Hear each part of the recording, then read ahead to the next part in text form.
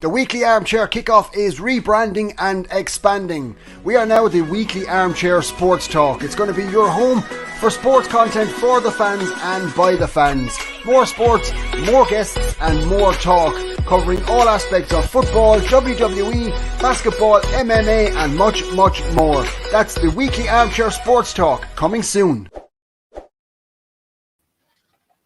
Welcome back, everyone, to the Weekly Armchair Sports Talk podcast. This is your United show. This is Devil's Advocate, and today we're here to talk about Manchester United versus Villarreal, the rematch from the Europa League Final. So, look, I suppose for many Manchester United fans, as it says in the thumbnail, revenge is on the mind. I think that's definitely one word that comes to mind for all United fans when it comes to this game is revenge from that fateful night a couple of months ago. I'm joined tonight by Reese and Jamie. We will be joined by Jamie in a couple of minutes. He was just experiencing some technical difficulties. So we will be joined by Jamie as well in the next however long, couple of minutes, couple of hours. We'll see. First of all, Reese, haven't talked to you on a show in a week. Yeah. I've been to Manchester. We'll talk about the Villa game in a couple of minutes' time. But how's it keeping? How's it going? I've been all right, mate. Thank you. As you said, like you were in Manchester, I was in Scotland, as always. Just taking things as it is. Big week, and obviously it's just a matter of the football. Wasn't a great result, but to be fair, the mood won't change with me in terms of like not being a United fan. I'll always be, but you're going to have ups and downs. But you just got to go with it, and yeah, it's just what it is, really. Yeah, look, I think. Look, we'll dive into the Villa game in a moment, but for me, the feeling's good. I'm finally fresh. I drank a lot over the weekend. If anyone who see me around Old Trafford or see me out and about in Manchester, was quite drunk.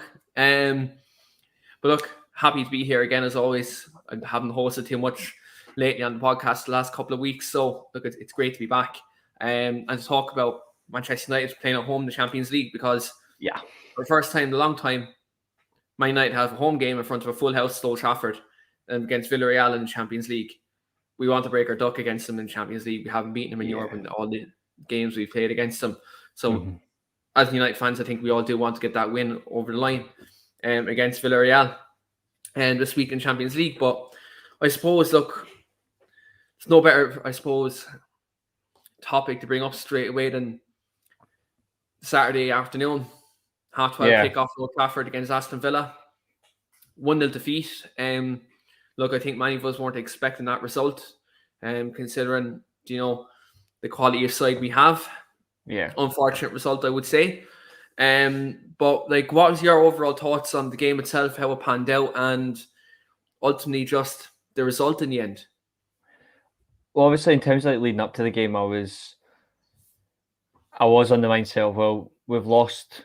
At the time, it was 2 games, so we'll see how we respond. Are we going to go 3 defeats in 4, or are we going to make an effort? Are we going to play better? Are we going to win this?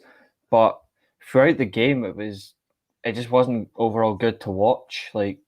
And obviously, I'm always going to back the team, and that's never going to change. But for that whole game, it wasn't. We didn't lack a coherent shape. It was all over the place. When we were attacking, we didn't attack as a team as well. And many players you would associate as team players were starting to play for themselves, which was really pathetic, really, to watch. And I was like, we're here to win games, but we're not here to win it. You're going to at times have to play on your own if your teammates are being marked. But for the whole game, when you're just being like wasteful and just being hogging the ball, it's awful. But I didn't expect us to lose in that way. We should have scored a couple of goals. To be fair, Villa should have had more than what they did. The amount of chances they had, I thought defensively we were a bit shaky. We just didn't. It's like we were scared to get stuck into Villa. I don't know why we were a bit scared of them. And I just thought the way they handled us in midfield was absolutely shocking. Like, we should have done more there. But other than that, like, it's always people are going to say the same old, and I'm just trying to find something else that doesn't sound repetitive. Like, I think that's probably the nice thing. At least the good thing is at least we didn't get absolutely battered, and at least we're not so far out the title race because it's only a point. Yeah, like, look, if I look at the overall performance, I think, look, we didn't we didn't dominate the game like we should have. Like you look at team man for man, I think Man United, we've every right to dominate that game, but didn't go our way. And I think you have to be honest and say Villa, for large parts, did defend very well. I think Aston Villa defended very well. I think there was times where our decision making in the final third could have been better. I think Mason there's a couple of times he could have probably released the ball that bit quicker, but look, he's only young. These things happen. PSG just went 1-0 up. I literally just it's a Gage just scored. Unreal. Ooh. PSG are 1-0 up against Man City. Anyway, so look, I think when you look at decision making, I think sometimes we weren't at the races, and I think yes, we can talk about conceding a set piece. It was a good, you can talk about was he offside, was the player offside or not. That's open to interpretation, but look, I think when you have to look at it, I think we were our worst enemy in terms of our decision making in the final third left us down, I think. And I think when you look at it from that perspective, it's one of them games where on another week you'd win. You win 3 or 4-1, 3 or 4-0. I agree. It was just kind of a 6 half dozen, 1 half dozen another. It was kind of one of them situations, and I think I don't think we deserved in from that game personally. I don't think we did. Yeah, we had 28 shots and all that, but I didn't think any of them were going in. Maguire and Greenwood, maybe they should have scored, but other than that, I was like, do we deserve it? Even the penalty, I know it was horrible for botched Bruno Sky. I mean, I was gutted, but even with the penalty, I was like, even if Bruno scores a survey misses, I was like, we don't deserve this. Yeah, I think you look at the perspective of 28 shots, right? And you can say we created chances. It's mental, but again, it was just you have to take the chances. You have to kind of, be more, I suppose, clinical in the final third. We weren't. But look, when you look at the forward players we have, I think that will come, in time, that they will put these chances away. Again, I think decision making for me was off in terms of when to make that right pass, when to take that shot. I think them things were really, I think it was uncharacteristic of a Man United team, especially in this last 18 months, to not be clinical. Because one thing I can say about this United team, especially under Solskjaer, we're clinical up front. Likes of Greenwood, Edison, Cavani, Bruno, Pogba, Cristiano Ronaldo. These players, they're clinical in the box. For some reason, it didn't click this weekend. This happened. This can happen. Now people can talk about 2 defeats in a row at Old Trafford. Yeah, look, that is a cause for concern. I am concerned about 2 defeats. But for me, I'm looking at this, there's probably no better way to respond this week than to beat the team that beat you in the Europa League Final last week.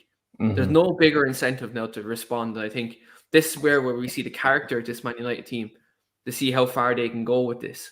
How far can they actually respond? How can they do it in the devastating fashion? That's the way I want to see it. Down the years, we have seen us respond after a string of 1 or 2 bad results. This team has shown character that we, after 1 or 2 bad results, that we can go on a run. It's just, for me, I was crestfallen. I'm not going to lie. I was in Old Trafford on Saturday, and when we got the penalty in the last minute of the game, I turned around to Amy and I was like, do you know what? I don't think we're scoring it. And this is Bruno Fernandes, probably one of the best penalty takers in world football. I turned around and said, I don't think he's scoring this penalty. It's just the way the game was going. I was like, I have this feeling he's not going to score. Lord behold. I was on a watch along for the game as well, and I was saying another uncharacteristic move by Bruno, he drills it. Bruno Fernandes always places his penalties. I think it was an off day by everyone. I think it was an off day from everyone. Players, management, the whole lot. I think this next couple of weeks is really going to be a testing couple of weeks for us. I think this is where this game, Everton, before the international break, we need to pick up points. I agree. We badly need to pick up points because the Champions League, obviously, we lost our first game. And, Everton, Raf Benitez, he will want to come to Old Trafford. He will sit back. He will park the bus. He looked to hit us on the counter. I agree with you, mate. It is one of these things. I'm going to bring Jamie into the show now. 2 seconds. Jamie, can you hear us clearly? Take your mic off mute, pal. Good boy, Arrow. Sorry, can you hear me okay, yeah? Yeah, perfect. Hear loud and clear. For that, Mackay out. Yeah, Mackay out already. But Take him long, did it? Jamie, I obviously met you before the game Saturday. Mind you, now I was a bit under the influence when I met you at the time, but we were all good spirits. Good to meet you for the first time. But what was your overall thoughts in the game? Again, large parts of the game was kind of hit and miss. What was your overall thoughts? Just how the result panned out, and kind of what you took away from coming home from Old Trafford on Saturday afternoon. I felt absolutely dejected, mate. I know we met up out the stadium and we embraced the hug, didn't we? Because we were both absolutely gutted of the result. But I don't know. It just had one of them feelings. For there's so many things I could sit here and list. So many things that I was just really disappointed with on Saturday. But the standard of the football that I seen at Old Trafford, just for me, there was just so much that it was lacking. There didn't seem to be an ideology of how we wanted to attack the game in the attacking and defensive phase. We were all over the place at times, and I was actually having a chat with my dad on the way back from the game, and I said, I said to him, do you know what? Like, sometimes I think, and maybe people can relate to this that live in far away, because I haven't been to Old Trafford for a little while now, and it was obviously lovely to get back.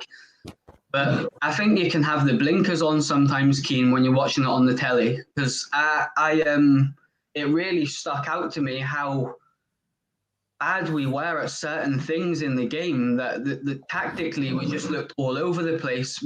When we were out of possession, our shape was all over the place. And I mean, I don't want to be too critical because it's a case of it's just one of them games and we didn't turn up and that's it. But there's just fundamental issues at the club for me, and it's not. I can't pinpoint it on particularly one person. But it just something's just not clicking at the moment. I'm trying to concentrate, and Trevor's right in the comments straight away, so I'll have a read. At least he's coming after you for a change, so I'm all for it. Keep coming, Trevor. Keep coming. Seen it the game with a Newcastle jersey on, but just in general, just a very poor performance from the start. And you see things when you're at the game that, as I say, your eyes. You got the blinkers on to a certain extent watching it in the television, and we just didn't look like we had that initiative to grab that game. And the thing is, we did have chances as well. Like, Pogba had a great opportunity from a header, and if that goes in, it's a different game. On another day, Greenwood probably bags a couple of goals. So I don't really want to overanalyze it too much. But that's the way I thought about it as well. Like, that's the way because I rewatched the game. Right. Rewatched it today, and obviously, I think we take a few of them more chances in another day and we win the game 3-4-1. I really do. But again, it was just one of them times where we weren't clinical, where usually we are clinical. And I think that was just the one of them days. Now, I don't know about you, Keane. People are comment section that, look, we have a 50% win rate this season. Yeah.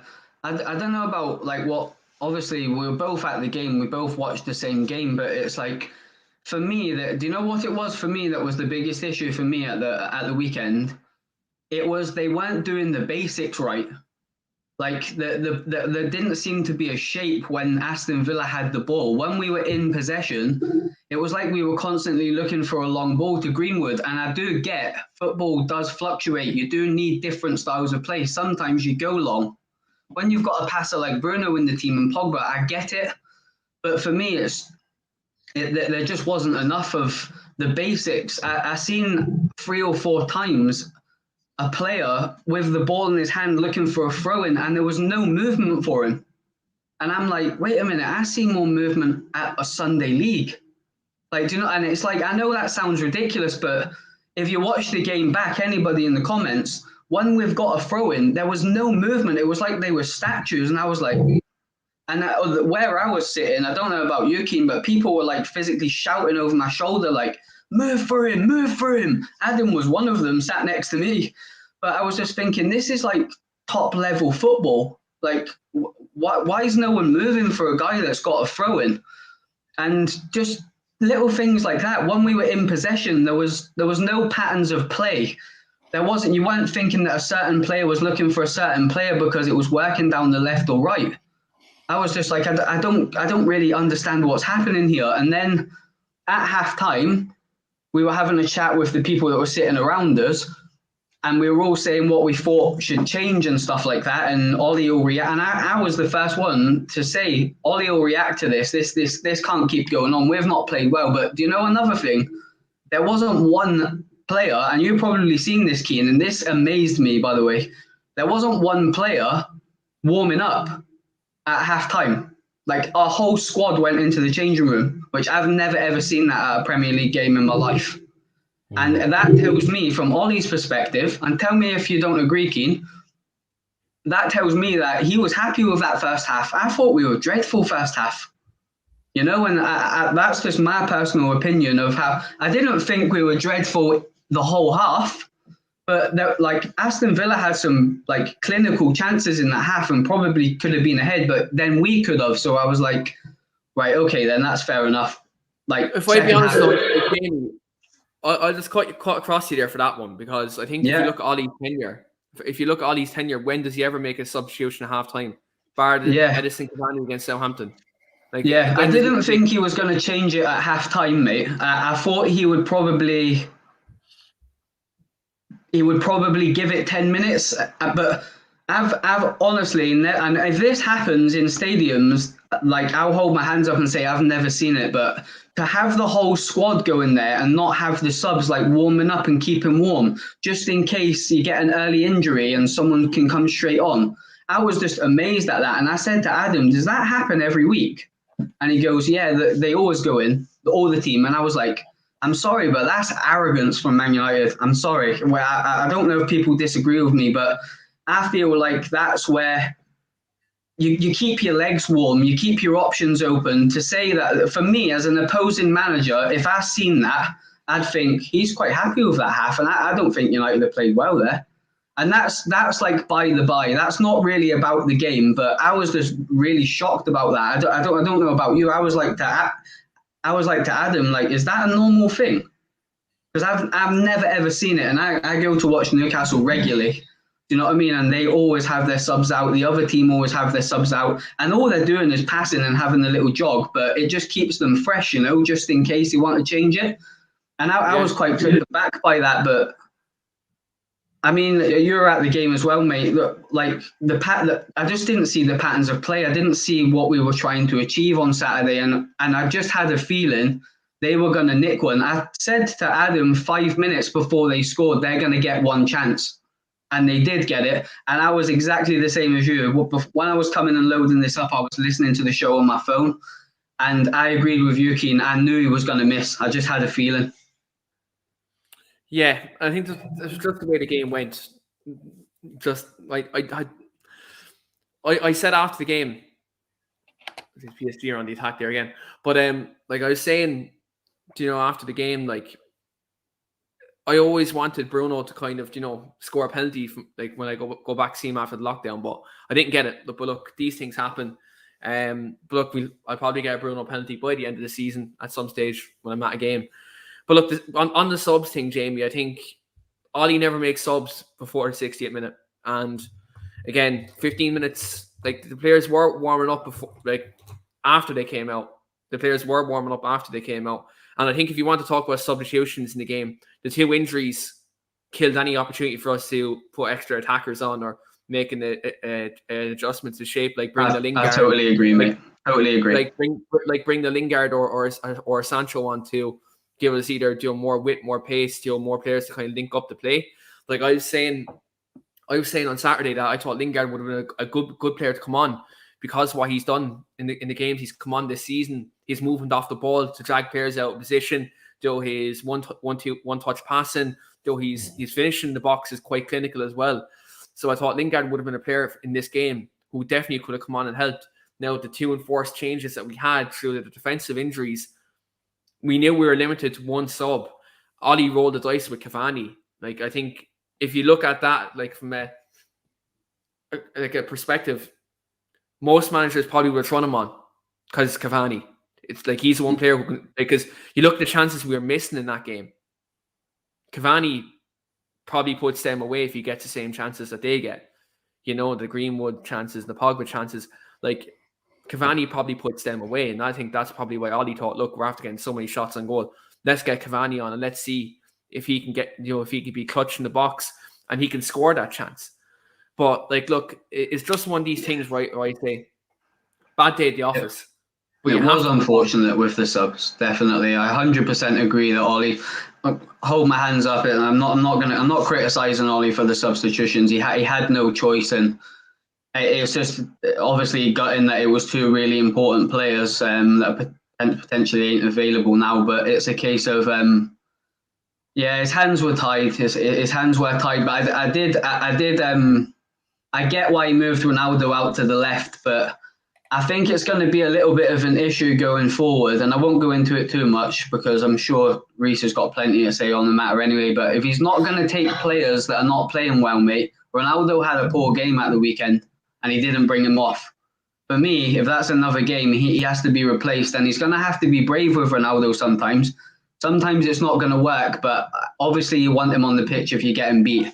I'm not saying it was negative. I'll counteract that argument, Jamie. I'll counteract that argument. Cristiano Ronaldo is probably the most clinical player in the box, in the 6-yard box in world football. Look at the game he had against Ireland with Portugal. He done fuck off in 90 minutes, and then he got 2 chances within the space of 5 minutes and won the game. Like, a player like that, you do not take off the pitch. Like, you don't, because you rue it. I don't know. I agree with you at the weekend. We do need a goal, but I feel like there is going to be games that I think, as a fan base, it doesn't take a lot to understand that sometimes it ain't going to work with Ronaldo. Sometimes we're not going to get the service. But I think and it goes back to the basics of that, the whole team performance wasn't to fit the game of Ronaldo. We wasn't crossing the ball. The delivery out wide wasn't very good. I don't know how many times Wan-Bissaka turned back on the edge of their area. And if you've got a world-class header in the box, why are you not delivering? Is it because he doesn't believe he can cross the ball? I don't know what it was, but how many times we come back and played over the box. If that's what Ollie wants us to do, that's great. But we've got Cavani and we've got Ronaldo in the squad. If we're not going to cross the ball, how are they going to get? How are they going to get the chance to score headers? But I think you're spot on what you said earlier, mate. It's one of them performances. But the issue is we wouldn't be over-analysing it and being critical if we didn't lose against West Ham. But the fact we have, and we've lost 3 out of the last 4, I think it's obviously having a knock-on effect. And as I said, I was listening to you before I came through, and you are both bang on. Like, it's a massive, massive couple of weeks for United. Yeah, 100%. But look, I think, as I said earlier, I think this game we have tomorrow night, London, and if you're talking about opposition where you don't need motivation for a game, Villarreal, we all know what happened in the Europa League Final last season. Again, it was a heartbreaking one. We did lose the game. But it was a game that, look, again, it was probably a rough day at the office. But this is going to be a full Old Trafford. It's going to be bouncing. It's a European night at Old Trafford. The players will get up for this one. I'm under no illusions that they won't. I think the players will. You're going to see a very Bruno Fernandes tomorrow night. I think you look at, like, he has a lot to prove after Saturday a lot to prove after last year's Europa League game against Villarreal. He's going to want to press on and to redeem himself after that penalty miss. Ronaldo has a very exceptional record against Villarreal, and he's going to want to keep that up. And then you have players coming in this week like Diogo Dalot. Obviously, he's going to be playing the next 2 Champions League games due to Wan-Bissaka's suspension. These players, there's to prove. And look, again, there's no need for a lack of motion for this game because you have the team who beat us in a final last year. So I think it's definitely a massive. We're going to get into straight away. And Reese, obviously, we're without Luke Shaw and we're without Harry Maguire for this game. Obviously, looks like Victor Lindelof and Alex Telles are poised to come in. I know it looks like it's going to be a proper reshape in the back four. Are you anyway concerned with that, or do you see Dalot and Telles coming in against a team who do sit back, that their crossing ability could be utilised in tomorrow's game, especially with the likes of Ronaldo and Pogba floating in around the box? Yeah, I think it does. It does have a little bit of concern because they are a bit susceptible defensively, but going forward, they are capable in terms of delivery and getting goals as well. They are capable of it. My only concern is if you are going to play Dalot and Telles at the same time, you don't play a back four. You've got to play a back three because they just can't defend. So you're going to have to make a decision. Do you play a back three, or do you just say, well, we'll see what happens and just hope our centre backs are on it from day dot? I would honestly make the decision and play 3-4-3 tomorrow. Personally, I would go for it. I think it's probably our best option. Bring in Bailly as well to cover because you're going to need a bit of pace. And it gives that coverage, and maybe in midfield you sit Pogba and Matic together. And just in terms of the forward players, you could put Fernandes around Bruno. You could put him around Ronaldo. You could put him around Sancho, Greenwood. But it just depends on what he goes for tomorrow. If he plays him in a back four, he's going to have to keep it tight because Telles and Dalot, going forward they're great, but defensively they're a little bit suspect, and I think it's a big ask. If Luke Shaw is past fit though, you just know he will play anyway, but if not, it's going to be interesting to see what happens. But I would rather, if those two are going to play, you play back three. No way would I trust him as full back. If I look at this game, Liverpool are 1-0 up there as well. Damn. Sake, fuck my life. But I think if you look at, for me, I'm happy with Dalot playing right back. In that game tomorrow, and I go back forward because I think you look at last year's game against Villarreal, we did have a lot of the ball, and they sat back and they sat deep on that 18-yard line. And one thing we didn't do was get the ball into the box enough. And I think that we do need to get the ball into the box tomorrow. We need to be drilling crosses in low. Yeah. Look, I think if anyone, people are going to say, start Donny van de Beek, free Donny, hashtag free Donny. Forget all that stuff. He's not going to start tomorrow, right? People can talk about that. It's not going to happen. Especially the fact you look at the fact that both Wan-Bissaka and Shaw are probably going to be out, and Harry Maguire. Scott McTominay and Fred are going to play tomorrow in midfield. Right? That's just going to happen, and people are going to have to accept that tomorrow. They're just going to have to accept that for what it is tomorrow because, again, with 3 out of our 4 defenders are out, we're not going to go gung-ho in midfield in a European game. Yeah. It's not going to happen. Now, I'm not saying that's an acceptance of what the situation is. Ollie's played McFred in these big games. It's not going to change. And am I saying that's right in some games? No, I'm not. But what I'm saying is, in a game like this where Villarreal are going to try to hit us on the counter-attack with the likes of Gerard Moreno there, it'll work. And the fact you will have Telles and you will have Dalot bottoming on. Fred McTominay will be there to pick up them little spaces in them little pockets on the counter-attack when we do get caught. So I do think you will see McTominay and Fred there tomorrow, which again, I'm not too disappointed with because, again, when you have them 2 fullbacks out, defensively, we will be a bit exposed. So I think it's only fair that you have them 2 to play there to cover them spaces. And then what this does allows Pogba to play on that left flank, and Pogba can have that freedom, especially when they sit deep. With that, when they do sit deep on that 18-yard line, that Pogba's there. Pogba's there too. Be free and create them chances. Yeah, Bruno there who can create them chances. Now, for me, I think Jadon Sancho should start tomorrow. I think in that right hand side, I think this is a game for Sancho, especially against his team who will sit deep. His movement can definitely drag players out of position. His skill, him cutting inside on that right hand side would free up space for Dalot too, bringing them crosses. He can drag them to their fullback and their centre back out of position. So I think Sancho playing tomorrow, I think is integral to our attacking play tomorrow. And look, when you have Ronaldo up there, I think with Dalot and Telles there tomorrow, he will receive service, especially from the flanks. He'll receive service. Now, people can talk about the way the Villarreal play. They're a defensive team. They do sit on the 18. They try to hit you from set pieces, free kicks, a lot. That's the way they get results. So I think Victor Lindelof tomorrow, I just pray tomorrow that he plays well. I think the last 2 games he's been in the team, he's actually played quite all right. So I think Victor Lindelof tomorrow, that he does have a good game tomorrow because he needs to be on his game.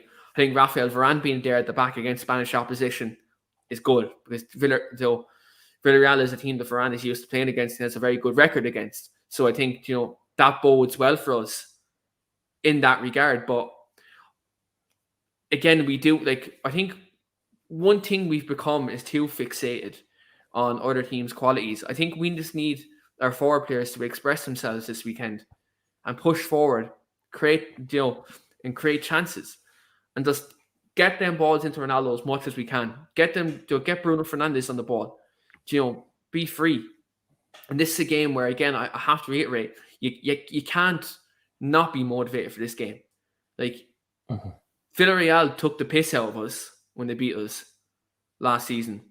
Remember Alberto Moreno, that absolute bum. He was there on his fucking Instagram, taking the piss out of United, like an ex-Scouser. Shit like that. Manchester United, we have to respond. We have to respond appropriately. And this is one great thing I love about Ole Gunnar Solskjaer's reign as manager. We might have 1 or 2 defeats, but the way we respond from adversity, more often than not, we do it. And if there's any better time to do it, it's this run of games coming now. This is the run of games where we do have to respond. We do have to show character. We do have to show our quality. And look, again, do I have my doubts about the manager? There's certain times I question some of the decisions he makes. You do that with every manager you have. You question certain decisions. But I have full confidence in because of the progress that we've made, in the last two and a half years that he's been Man United manager. Yeah. And I think the way I look at it is I'm going to give him until it goes to a point it's untenable. I will still back the manager. I'll still support the team. I'm not going to be one of these people that are going to come in front of a camera and scream Ollie out. I'm not going to be one of these people who's going to say, it's all vibes, all that bullshit you see on YouTube and other social media outlets. I'm not going to be like that. So, look, at the end of the day, I'm Manchester United first and foremost. And this team, I know what Gary Neville calls them, is an odd bunch. Yes, sometimes they can be an odd bunch and they win games in moments. But look, I think this is the time where you support the team, you get behind the team, because this is a very crucial period in our season. This could make or break our season right now. This next 6-7 games, this could be a make or break part of our season already. So the divide in the fan base right now is probably the worst time to have a divide and to be pushing these agendas, because this is probably one of our most crucial parts of the season, and it's only fucking October. People need to come down off the high horse to support the fucking team. And some of you people, you mightn't get along, and that's fair enough. And look, not everyone has to like each other. Not everyone has to fucking agree on who is the right person for the job, or this player is shit, that player is shit, that player is fucking world class. First and foremost, support your fucking football club. Because I think a lot of people lose sight on supporting their football club rather than an individual fucking agenda. And it's fucking annoying. I'm sorry for swearing because I sound like someone else that keeps F-bomb This is in every 10 why. This is seconds. why since I'm not player FC, it's why I'm not manager FC because it gets way Yeah. out of control. Yeah, it's good to support the players and all that, like, but like once you put one over the other, it gets way out of control. And also an update as well: Milan are beating Atletico 1-0 as well in San Siro, but Kessie got sent off. But Yeah, he's coming to yeah, United next summer. Chalk it yeah, down now. He's coming to United next summer. he's definitely coming. He's definitely coming. And when he comes, I'm getting Kessie 79 on a Man United shirt. Calling it right now, but. Yeah, I agree with you in terms of all you've just said, mate. Is people will put agendas way ahead of what matters most, and I think that's when your head's in the clouds. Now, I understand there's people that are going to prefer their favourite players because obviously they may feel their favourite players getting mistreated, and they stick up for them, and I completely understand that. But when they start saying, sorry, PSG they scored. Sorry, was it Messi that Ander missed? Herrera just he scored for PSG against Man City. I hate PSG, but if he scored, I'd probably celebrate. But yeah, exactly. It's like when you have moments like that where you're favouring players over a manager or manager over the club, it really gets out of control. I mean, I've said it numerous times to you and Jamie. Like my favourite player was sold in 2003, so that says it all for me. Like I still support the club. Did I go and support Real Madrid when David Beckham left? No, but I didn't support. But I was like, I watched David Beckham games to watch him score, but I still support Man United. And when you take it way beyond the extreme and you just go play at FC, and then I'm like, what's the point? If you're just going to support a player, then everywhere they go, then just get the shirt and just associate with them. Don't do anything else. But it winds me up when people put their own agendas over the club. Like, just support the club. Yeah, you can have your doubts, which is perfectly acceptable. You can have your opinions of where the manager's good enough, whether he's not. Have it in a civilized conversation, but first and foremost, it is supporting your team. So yeah, I agree. Like the one thing I don't get, and I see a lot of this on social media, is some of these people are very quiet throughout the game. They're very quiet throughout the game. The minute the final whistle blows, they're driving the agenda. Yeah. It's like they're happy. It's like they're happy at the result of United not winning the game, or they draw a game, or whatever the situation may be. It's like they're happy. I can't understand that. Like I seriously can't. I can't comprehend how you can say you can support a football club, you say you support a player, you support this person, that person, but then you proceed to slander the club, slander the players, support the fucking players, constructively criticize when it's due. Mm-hmm. But if you go after a win and then you're on Twitter, I'm not going to bring up the individual, but I'm going to bring up a situation. United win a game, and then you proceed to go on Twitter Spaces, shouting Ollie out. I'm sorry, but you're an absolute cretin. You're an absolute fucking idiot. That's what you are. And if you have something to say to me, makes no sense to me. My DMs are fucking open. But look, at the end of the day, Man United's Man United, and they're your club. But not even if you're a United supporter. If you're a supporter of any football club, you support the football club first and foremost. You want your team to do well. And when your team does well, you should be happy. At the end of the day, you support the football club because you have an affiliation with the football club. You have an affection for the football club. But if you're sitting there and you're sickened that United won a game just because your individual agenda of Ole Gunnar Solskjaer is proved wrong at that point in time, you really need to take a look at yourself in the mirror and wonder, why the fuck do I support the team? Or number two, why the fuck do I watch the sport of football if I don't want my team to fucking win? So look, that's all I have to say on that, because if they want to be so miserable all the time, go and support Juventus. That's a miserable place right now. Go and support Juventus. They're only 12th in Serie A. That's a good place. They were only 18th a week ago. Go and support Juventus. Yeah, I'll leave Reese with that one. But look, it is what it is. But I think, again, sensationalism for some people, they're trying to make a name off the back of the club based off negativity. That's what it is, based off negativity. Just cut the answer Paul's question. He's fucking class, mate. He is fucking class. Yeah, Kessie is very good. Played very well against United in Europa League last season. But moving on People to can see right through them people, boys. Like, don't be tricked into thinking people don't understand these people anyway, mate. Like, you can see straight through them like an empty pint glass. Do you know what I mean? You know what their agenda's about, and you've just both nailed it on the head. Hence why I've just kept quiet. But like, don't get sidetracked by them people, man. Your opinion and your love of the club and your support for the club, the manager, the players, you know within yourself what it is. So like, I get what you're saying, but you just don't need to justify the fact of explaining why other people do that. Your opinion's your opinion. Like, I'm not like, I'm not chalk white. I criticize Solskjaer on my Twitter. Everyone can see it. Like, I'm more than happy to say where I think he goes wrong and where he's tactically naive sometimes, and I'll hold my head up, but I'll also praise him when he gets it right. So you've got there's nothing wrong with that. Like, Ollie's, there's nothing wrong, Jamie, with yeah, constructive criticism. But see, where yeah, where the correlation ends for me is when there's constructive criticism, and then there's people who have agendas.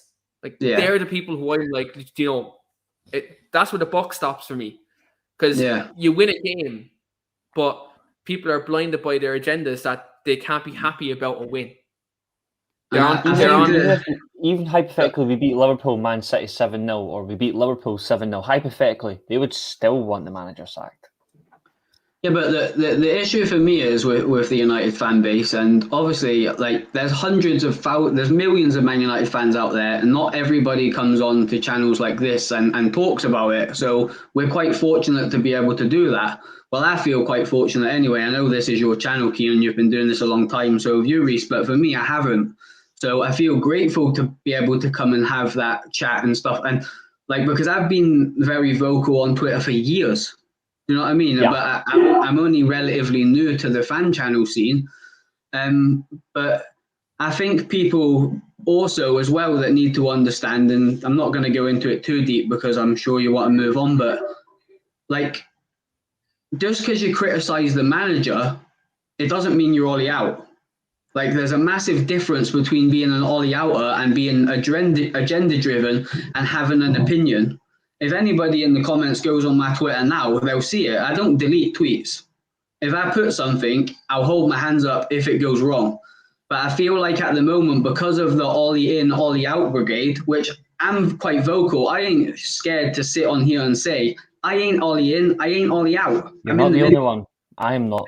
I'm in the middle, and I'm open and honest about that. And if I was Ollie out, I would say it. But I'm not, because I don't really know any different. And if people don't want to like me, if I said I'm Ollie out, that's fair enough. Don't like me. They probably don't even know me, you know? But it's a case of the fan base is so tetchy at the moment that as soon as you criticize the game plan or the way we've set up or the 11, you're Ollie out. Like, I was standing with someone the other day after the match, I'm not going to name them, but someone come up to them and says, oh, you're Ollie out, you're Ollie out. And he was like, what are you on about? Like, and I was a bit taken back because I was like, whoa, that's crazy. Like, just a random person. But, and it's that tetchy that as soon as something goes wrong and you criticize, you automatically join that fan club and you don't want the manager there, which is not the case. And we've spoken about this a million times off camera, Keane, you know, but it's a case of, it's sad that you can't have constructive criticism now. And you just said it a minute ago, Keane, constructive criticism is exactly what it is, but you're not allowed with some parts of our fan base, like it or not. Ollie is bulletproof. He is. He just is. And it's a case of, that's the way it is. But I'm fine with that. If you're pro Ollie and you don't want to criticize at all, even if we play bad, I'm all for it. But also, don't criticize other people. And I'm not just pointing this at me. If they do have an opinion as well, don't label them Ollie out because they're not happy we got beat against West Ham and Aston Villa. That's the difference. But the people you're on about, I know exactly who what you mean by that, and you're spot on with that. I just want to clear that up because I am very critical sometimes of Ollie. I definitely ain't Ollie out. Look, there's certain individuals again, and I speak to a lot of United fans who would be See, I hate these labels, Ollie in, Ollie out. I really do hate them. It's just Pisses me off. It's just, first and foremost, I think you should be a Man United fan and want what's best for your club, and you support your club through thick and thin. And if you can't do that, then football might be the wrong sport for you. I think that's the way I'd label it. But again, there's certain other people out here who use the club and negativity for their own gain, and I don't like it. I never will take to it. I'll never side with either. I will never join the all the inside. I'll never join all the out, because frankly, what is the point? I support my team. I support the club. Whoever's in charge, so be it. Mourinho in the end was a shit show. We all know this, but I never wanted him out. I didn't feel like it was the right decision. Although in the end they had to, because it was becoming untenable. Then so be it. David Moyes, it was untenable. We were absolutely woeful, even though we were defending champions. They made the decision. Fair enough. Even Van Gaal, the way they sacked him, this shit happens. This thing, Dylan's comment here is bang on. There's no managerial alternatives out there at the minute. We have to wait and see if Solskjaer will be successful this season. Irrespective if he leaves the club, he leaves it in a much better position. Fucking men, because like that if you look at the position, fantastic comment, by the way. Yeah, 100%. Like I think if you look at the situation where when Ollie came in, the club was in disarray. Like it really was. Like Jose Mourinho left this club in some state, and that's just the way. That's the best way I'm going to put it without get my swear jar out. Like Ollie's come in, he's rebuilt the academy. He's cleaned out a lot of deadwood. He brought in his old players. This year, this is the first season in Ollie's tenure where he's got his first choice targets. If you look at the 2 previous summers he didn't get his first choice targets, but still got his third, still got a second. People also have to be self-aware that our rivals are also building. Like Chelsea have went out in the last couple of years, their recruitment has been fantastic. Manchester City went out and bought Jack Grealish. Like, that was a great sign, £100 million signing for City. Liverpool have gone out and bought Kanate. They've Mo Salah's having the season of his life again. Like, people need to take off their night vision goggles and actually look at the situation for what it is. Yes, we've went out and bought these players this summer, and yes, that's great. But you have to be self-aware. You have to see that our rivals are also building. That's not going to be piss easy. This is the Premier League. This is meant to be the best league in world football. If it's competitive, so be it. And we're in there amongst them fighting. Like, who expects us to go on and win the point at a canter? Win the league at a canter? Nobody. Nobody at all. So, like, I think people really need to stop with the bullshit and support the fucking club. I think the last thing I can say for me on that side is I said it before in our weekly armchair group chat, and I think this is a fair opinion to have, is it's okay to have the conversation of, if Ollie's taken us as far as he can go, who would you like to see come in, and just have a civilized conversation, which is fine. And I think that's a good thing to have, because you want to see what the club can do in different ways. But you don't necessarily but the one thing that we don't need to do is, because we lose a game, just go reaction and get them out there and then. But you can have these conversations, like in terms of like, has he taken us as far as he can go, and who can come in and see where we go from there. But when we then lose and just go sack the guy, that's the extreme we don't have to go to. Yeah, and look, again, for me, but I'm not going to mention people's names. I'm not going to mention the people's names, because again, you're just giving them relevancy. And we've been talking about these dickheads the last fucking hour, but it is what it is. And Dylan just said there as well, look, he's on the way to the airport for the Villarreal game. Look, I hope you enjoy it. Hope you get 3 points, pal. And look, we'll see you back on here soon too as well. Reese is hosting the Straight from the Cliff pod as well. So Reese will be getting on to you with regards to that one as well. Do you know what I'm going to do? We'll do some starting 11 predictions for tomorrow. Now I know I mentioned who I'd like to see briefly in the team.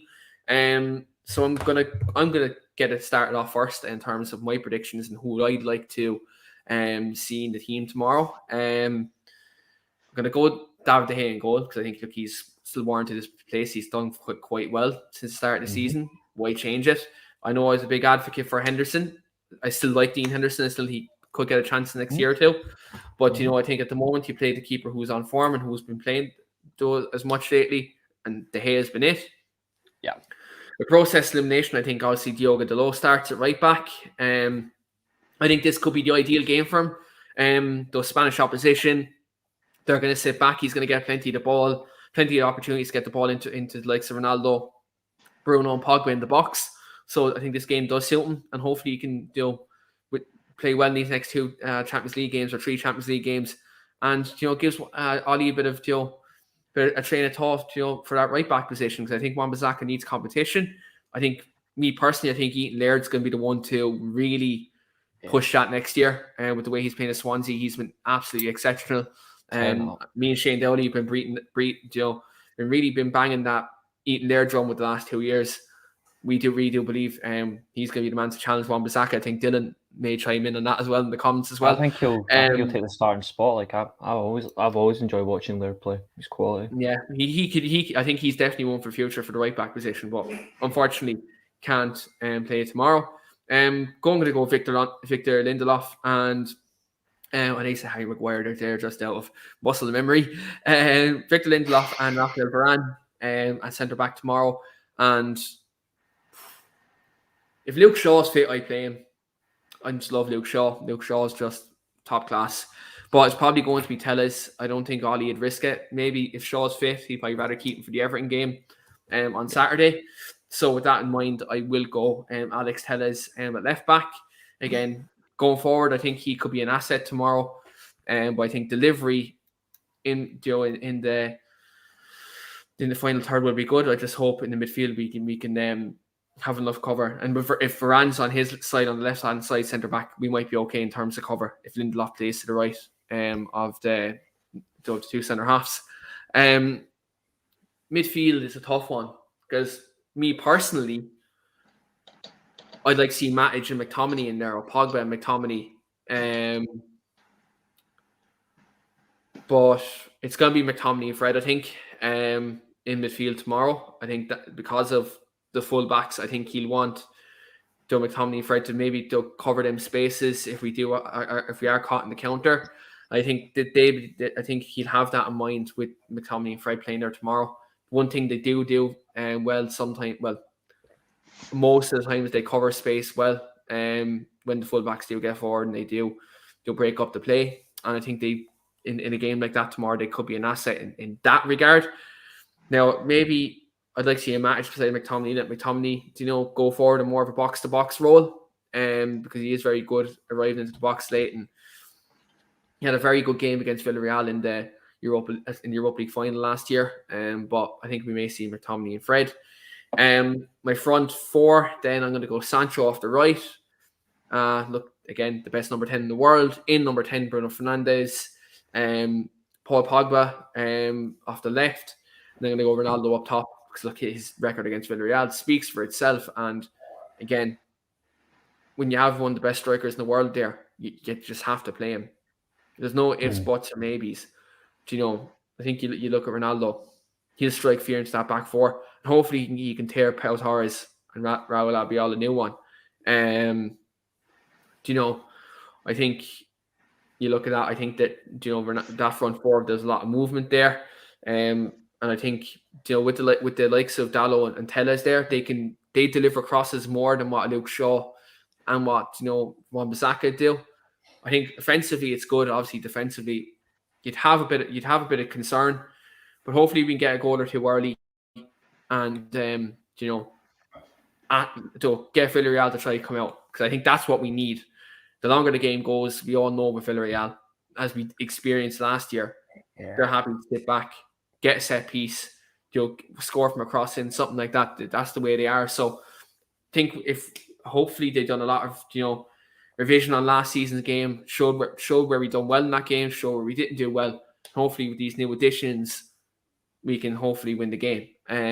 That's my starting down prediction. Again, part of me hopes I'm wrong, because I'd like to see maybe Matic or Van de Beek in midfield.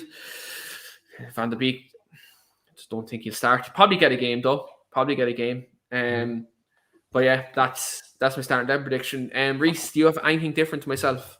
Just a wee bit different. I think if Shaw does start, then if Shaw's past fit, then he should start left back. I agree, but I think even though I would play Telles and Dalot as a back 3 and play them as wing backs, it's not going to happen. So yeah, back 4. Same back 4 as yourself, De Gea and goal, but it's the midfield and the forward line have changed up a little bit. you would expect McTominay and Fred to start. I think he might start Matic and Pogba in the 2. And then I'm going to go front 4, Sancho, Bruno, Ronaldo, Cavani. You're going Ronaldo off the left? Ronaldo off the left, yeah. Just for how he played, against Villa, he was cutting it to the left quite a lot. And I think that's just where he likes to cut in from that side. And with Cavani's centre in the middle as well, you've got those two linking in really well. I think you might see something like that, even if they come on during the game. But yeah, I'm going to go with that. I think we get a lot out of that as well. Especially Ronaldo's movement. If like Telles was to bomb forward as well, he'd have all that space because Ronaldo would have 3 players on him at once, and you need 7 on him, to be honest. I'm once going to bring up a comment here just before we go on That'll to Jamie's happen. 11. This is content I like. Bruno Fernandes, captain tomorrow. I see that. But happening. yeah, Jamie, do you have anything different to myself and Reese? No, not with regards to the majority of the team. I do like what you said a minute ago, Keane, with regards to the offensive side of the fullbacks. Telles can really cross the ball. Dalot's a lot more adventurous going forward than Wan-Bissaka. I like to think if he gets in the areas Bissaka did against Villa, he will cross the ball, which you know what you're going to get from Villarreal. It doesn't take a scientist to work out what they're gonna bring. That's a wicked comment, that. Hold on, Trevor. Did we get his son Sammy as well? Did we get Sammy and Shola? That's so funny. Do all I love about Trevor. QV just getting absolute roasting off him, and there only a few weeks ago he called me an alcoholic, so he just doesn't give a shit, like, does he? You didn't see him on Saturday, Trevor. He was more than alcoholic. He doesn't care who's on here. He doesn't care if you're man or woman. He's like, well, fuck, I'm still coming. He proper goes in on me as well, man. I don't know what I've done to upset him. Just let people know that if you're watching on our weekly Armchair Sports Talk and Facebook page, I see there's a few of you guys over there as well. Jump over to our YouTube channel and drop a like in the video, hit that subscribe button. A lot of content coming across all of our social media platforms, YouTube, Twitter, Facebook, and also coming soon, which I had a poll on my Twitter page a couple of weeks ago. Weekly Armchair Sports Talk will now have a Twitch page as well.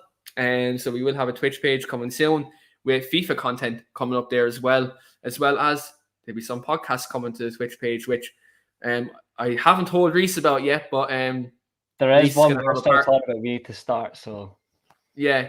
But there's something me and Reese have to discuss about that. But don't worry, guys, that there is something in the pipeline for that Twitch page. So do get over and do jump over to the YouTube channel, smash the like video, hit the subscribe button. A lot of stuff coming in these next couple of weeks. And look, if you want to see more of me and Reese bantering the shit out of each other on this show,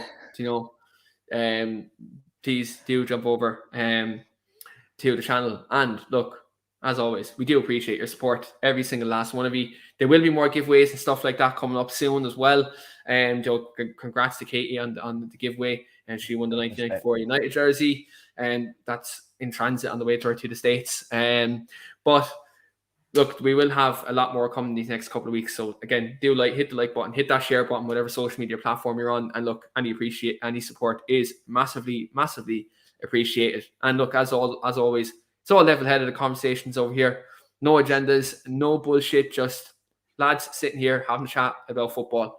And we don't just talk about United over here, we do talk the other teams too, as much as we love doing that too. But anyway, Jamie's given his lineup. You're in the process giving your lineup there before we got Sammy and Shola Anunoby and Andy Carroll and Jamie's United team. But give us your full United 11 for tomorrow, Jamie. Before Trevor chops me down. So what I was saying is, you know what you're going to get from Villarreal. They're going to be hard to beat. They're going to put 2 banks of 4 and they're going to try and catch us on the counter-attack.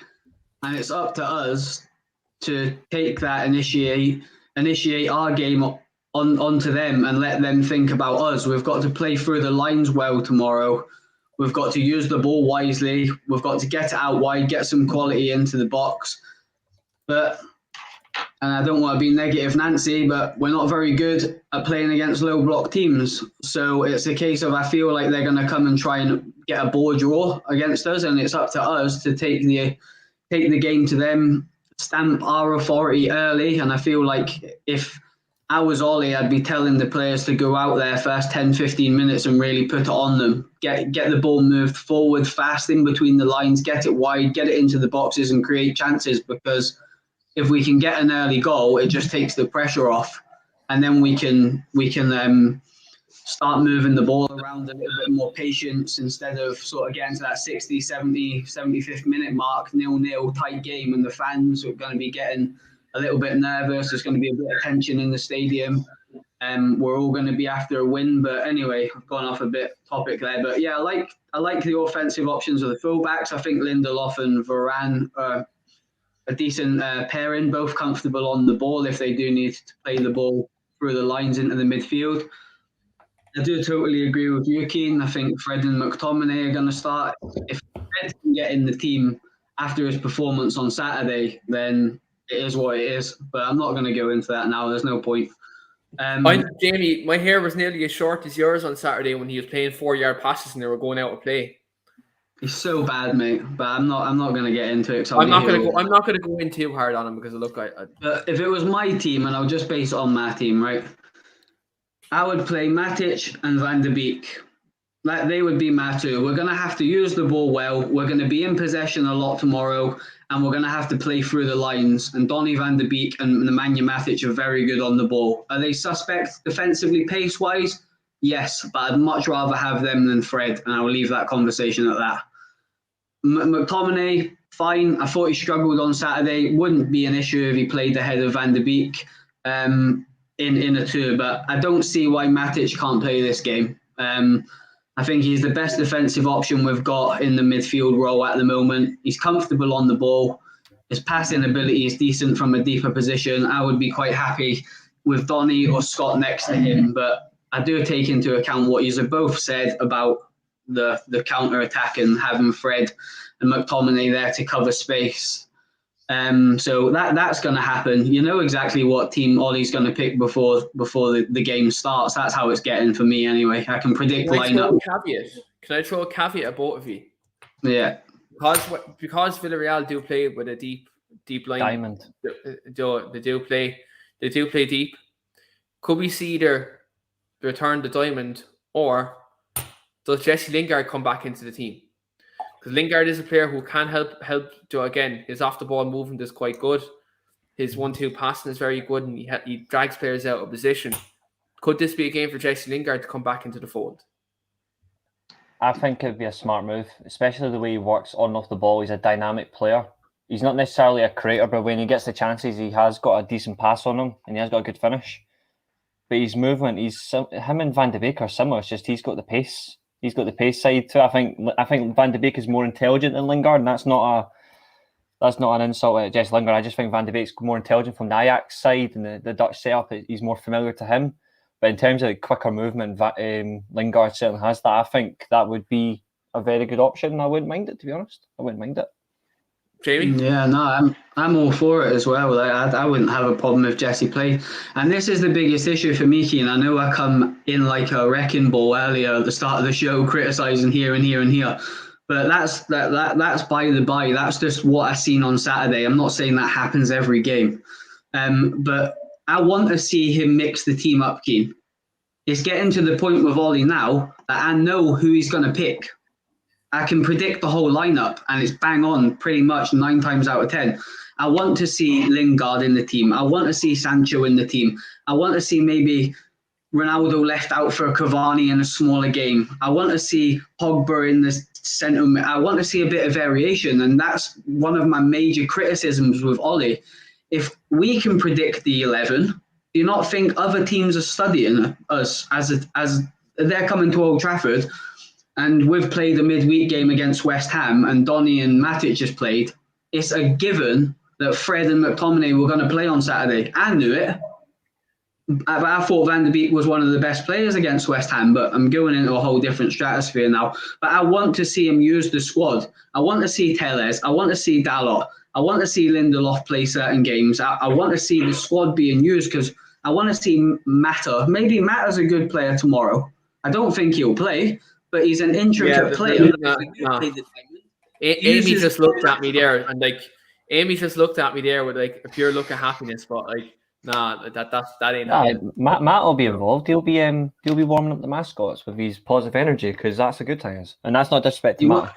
He won't get a game, but like that's the sort of game tomorrow that you do need a little intelligent player that can find that little pass. Because it's going to be a hard game tomorrow. They're going to come and they're going to try and bore us off the field for 80 minutes and hope they catch us.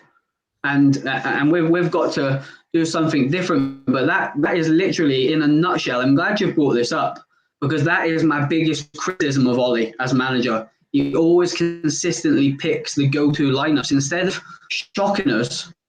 I would love it if Sancho was starting tomorrow and Lingard was off the left. I'd be like, you know what? Fair play, man. He's mixed it up here. But it's just that consistency of team. But I would be all for Lingard, mate. All for him. Lads, I'm literally looking at Pogba's new haircut, lads. He has Tipperary colours in his fucking hair. I love it. I fucking love it. It's class, man. I to see it. If he takes risks, honestly, I'm all for it. I like it when a manager takes bold risks, especially in a game where he says it's not really a must-win game. I understand that, but to be fair, at this stage of the Champions League, even though it's game 2, it is going to be a must-win because we've got Atlanta back-to-back after this. If he takes risks against Villarreal and we go and absolutely batter them, I think it'd be great. Even if we take risks and say we lost by like a single goal, but it was an exciting game, and he still took the risk. And he's willing to show his adaptability. I think it'd be great. So if he played Sancho on the right, and he played Lingard off the left, it would be actually quite an interesting movement as well. Yeah, look, but it remains to be seen. But look, I'm fully confident we get the result tomorrow. Here's one for Amy. There was loads of Irish people in my hotel, Keane, right? And I swear a kid's come down in the morning with a... Yeah, just it's not going anywhere. This is for Amy. I swear one of the guys had a Claire top on, the yellow one. Oh, that's a shame. And I swear it was that one. Maybe it wasn't, but it looked like it anyway. Yeah. But look, Keane's like, I don't care. Jamie. Nah, well, he lives there now, does he not? Yeah, I do. I didn't care. Yeah, well. I can't badmouth the place too much because I'm living here now. Support your local, mate. I'm local now. Yeah, I'm adopted. I'm an adopted chairman now. But anyway, getting to my favorite part of the show, we're gonna wrap it up there, guys. Just with some score predictions for tomorrow's game. Last time out, in the Europa League Final, I predicted 3-1 United. That was front of my face. But let's see where our score predictions bring us here. Guys in the comments on Facebook, YouTube, wherever you're watching. Let us know what your score predictions are in the comments. Reese, coming to you first. How's it going down tomorrow? I think it's going to be honestly, tomorrow, I think it's going to be very tight, mate. I just look at Villarreal, and I said it last week, and it made the live chat absolutely bounce. I said it's the Spanish Burnley, and it's what I see happening. It's going to be tight, compact against us. We're going to have a lot of chances. We're just going to have to take them anyways in any shape or form. I don't predict a high scoring game compared to I usually do, but I am going to predict a win. I actually think we're going to win 1-0, to be honest. I think it's going to finish 1-0 tomorrow. 1 United, fair enough. That's 3 points on the board. Yeah. Jamie, where are you going with your score prediction?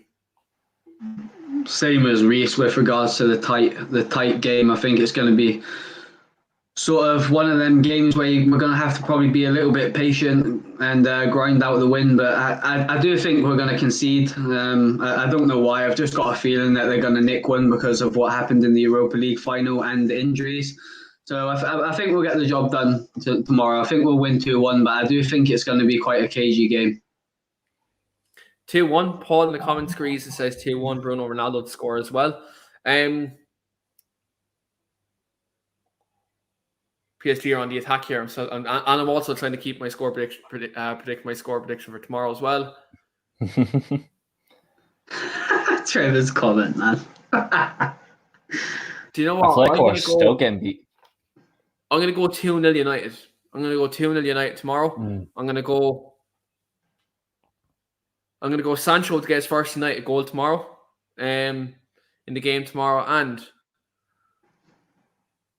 actually, no, Sancho, you're scoring against Everton.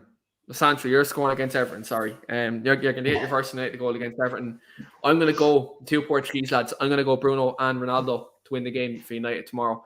And Bruno's going to do that celebration tomorrow when he scores his goal as shout out to all the absolute fucking clowns that are giving them reviews on social media in the last couple of days. That man's done so much for this club in 2 years. Yeah. Anyone who's abusing him is just an absolute fucking muppet, to be blunt about it. But anyway, that's just the way it is. If he sees the Sporting Lisbon result, if he sees the Sporting Lisbon score right now, he will be fired up tomorrow. I can tell you that for starters. What's the score? Yeah. They're getting beat 1-0 of Dortmund. They're a really good team, Sporting Lisbon, man. Sheriff are beating Real Madrid 1-0. Who? That Sheriff Tiraspol, the Moldovan team, they're beating Real Madrid 1-0. Yeah, man. And Michael Marcy says in the comments as well, 1-1, and that our resident Liverpool fan in the comments.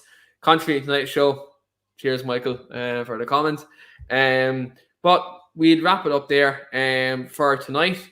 But look, thanks very much everyone for watching. We'll be back this Friday with our Everton preview. But also we may have a show on Thursday as well, another United show, depending on the situation. But look, thanks very much everyone for watching. Don't forget to hit that like button, hit that subscribe, and as always, do check out our Twitter as well on our Twitter page at sportsarmchair_. And also do check out their two lads' Twitter handles as well, at Reese at Devils_Rising and also James at JamMcKay1989. Usually I tell me check me at Keane_Franey, but you can check me out if I want. I haven't been putting up too much propaganda as of late, but don't worry. It's going to come back. It's going to come back. Once Bruno starts scoring them goals again, I'm going to be getting blocked off many scousers off social media as usual. But anyway, thanks so much everyone for watching. Good night, Trevor. Do tune into our shows later on this week on the Weekly Armchair Sports Talk. Do appreciate the support. And as always, guys, we'll see you later.